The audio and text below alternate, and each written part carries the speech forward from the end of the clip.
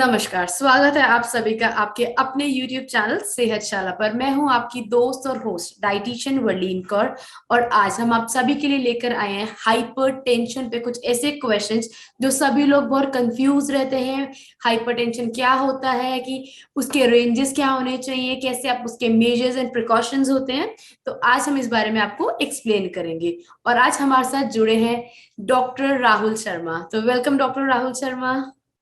Hello, hi, thanks.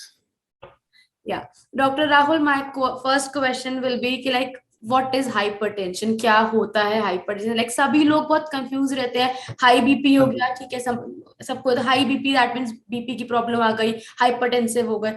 तो अगर हम बात करें, अगर हम एक जनरल इंफॉर्मेशन देते हैं हम अपनी पब्लिक को, ऑडियंस को, तो हमें क्या बताना चाहिए? तो आप क्या कहेंगे इस बारे में? पहली बात तो हाइपरटेंशन जानने से पहले उस हम जान लेते कि एक ब्लड प्रेशर जो हम बोलते हैं, हम नॉर्मल टर्म में ब्लड प्रेशर यूज करते हैं, वो क्या होता है।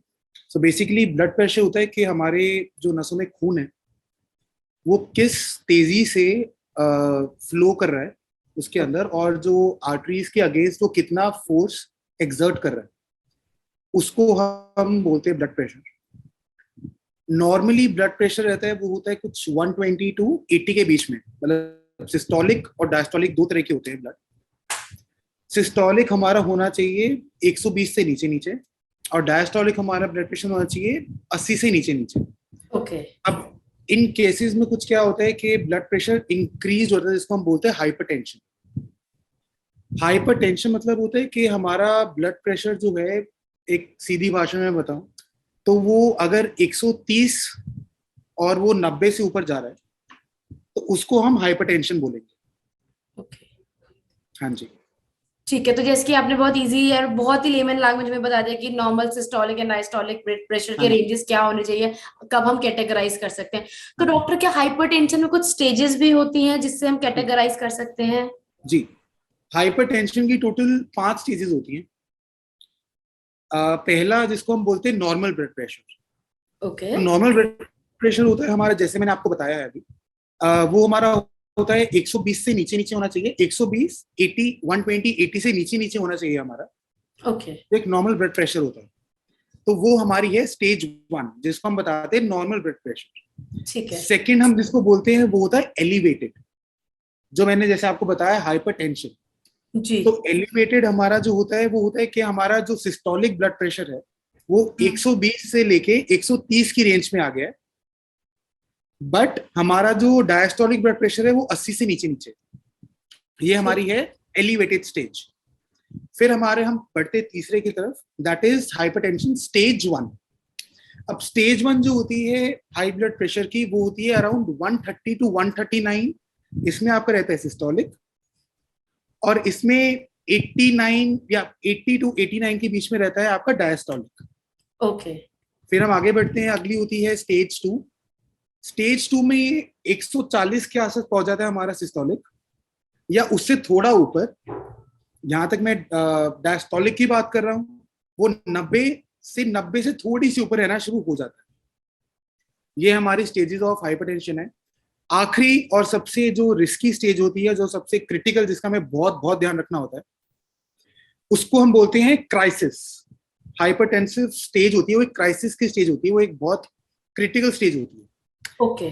उसमें हमारा क्या होता है कि जो हमारा सिस्टोलिक जो ब्लड प्रेशर होता है, हमेशा सबसे पहले याद रखिए, सिस्टोलिक ब्लड प्रेशर मतलब जो सबसे ऊपर वाला रहेगा, जो सबसे बड़े वाला होता जी। है। मतलब लोग ज्यादातर कंफ्यूज हो जाते हैं, जी हमारा सिस्टोलिक कौन सा, डायस्टोलिक कौन सा। तो जो सबसे ऊपर है वो सिस्टोलिक होता है। जैसे 120 सिस्टोलिक है, 80 डायस्टोलिक है, ऐसे।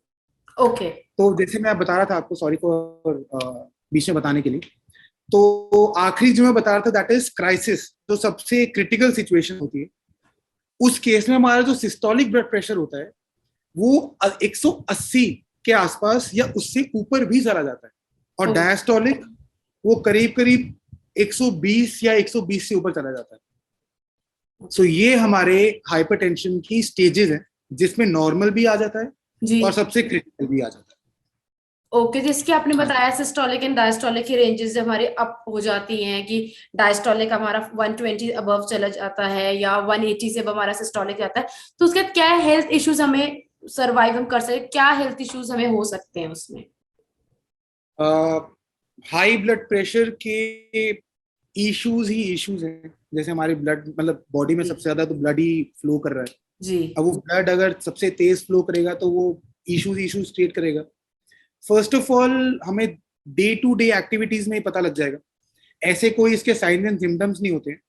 इसीलिए ये एक बहुत स्लो शरीर को खत्म करने वाले प्रोसेस होता है, ओके क्योंकि हमें दिन पर दिन हमें नहीं पता लगता।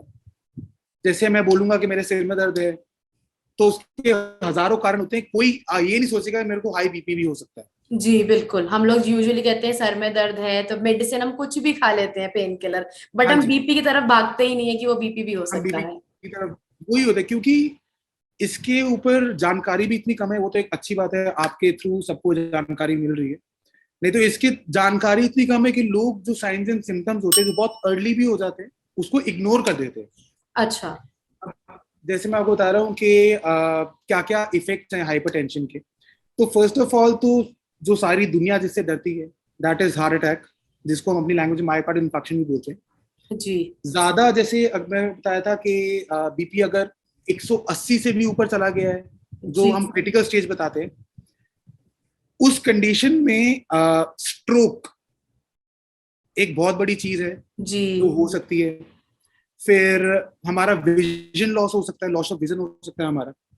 हमारे किडनी पे भी इसका इफेक्ट पड़ता है, जो हमारी किडनी में ब्लड फ्लो है वो सब हो रहा है, तो नैरोइंग ऑफ वेसल्स हो जाता है।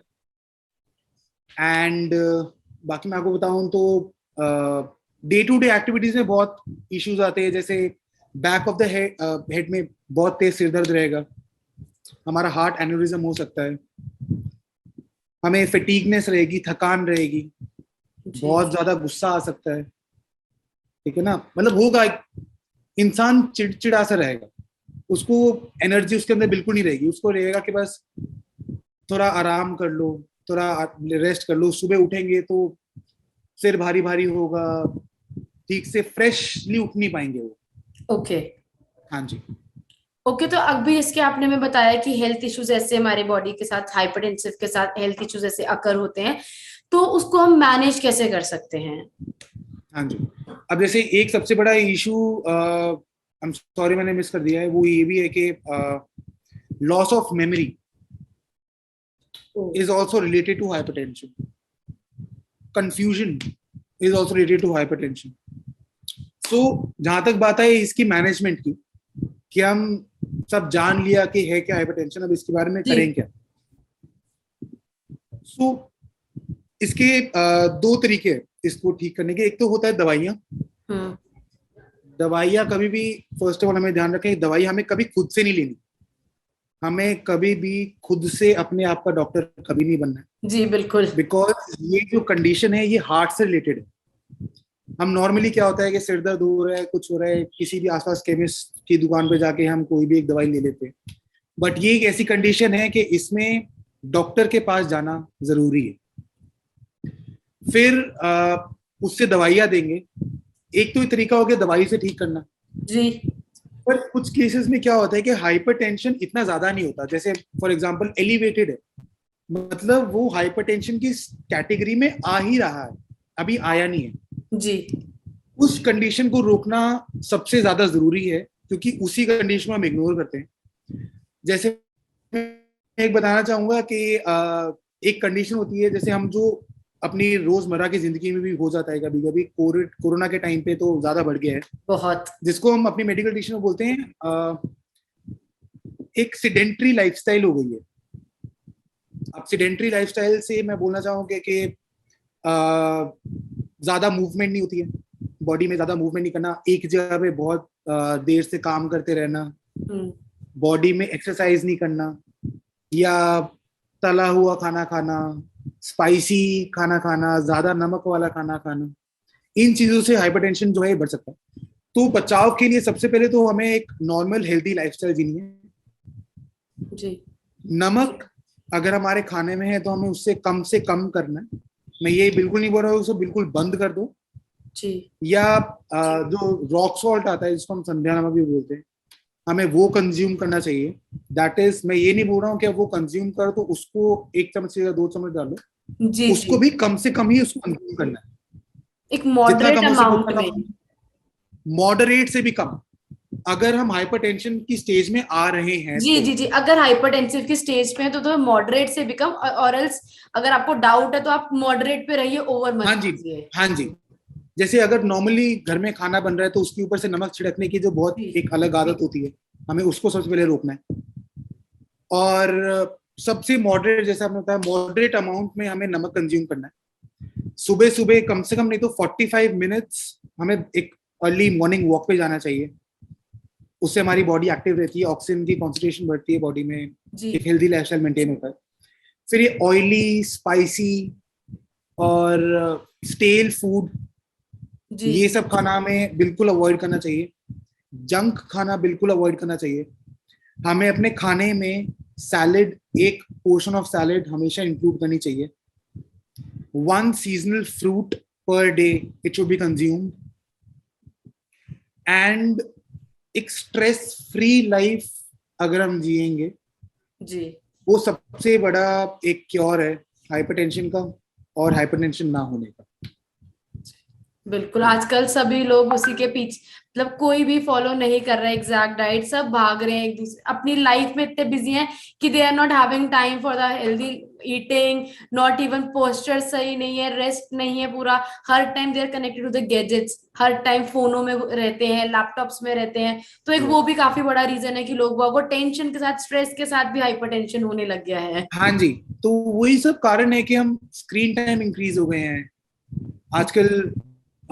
मीटिंग्स होने लग गई हैं 2-2, 4-4, 5-5 घंटों की। तो एक रेगुलर इंटरवल होना चाहिए, एक ब्रेक का इंटरवल डिसाइड होना चाहिए कि उस टाइम पे ब्रेक होना चाहिए।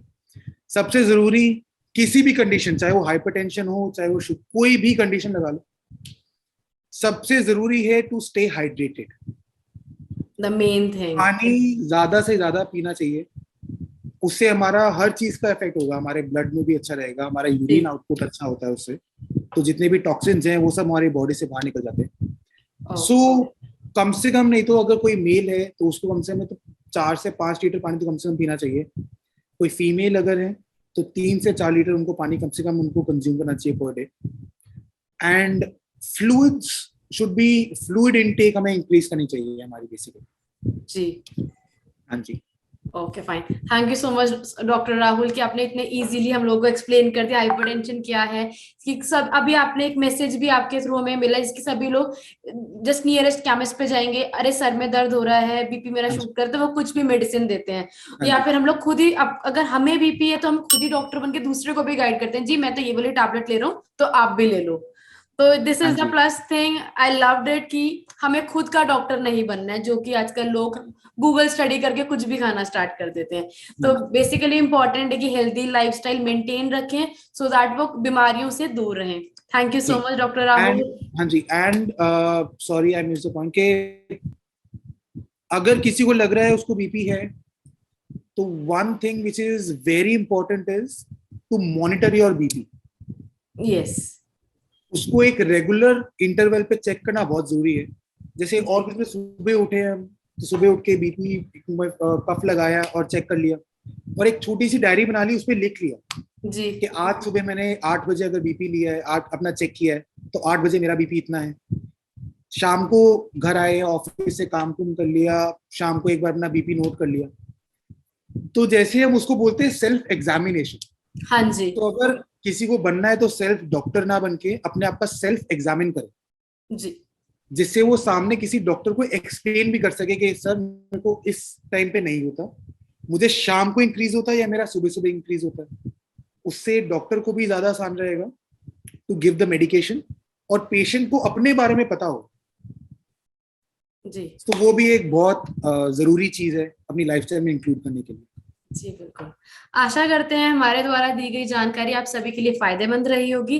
अगर आपको वीडियो पसंद आई तो चैनल को सब्सक्राइब करना ना भूलें और साथ ही साथ बेल आइकन प्रेस जरूर करें।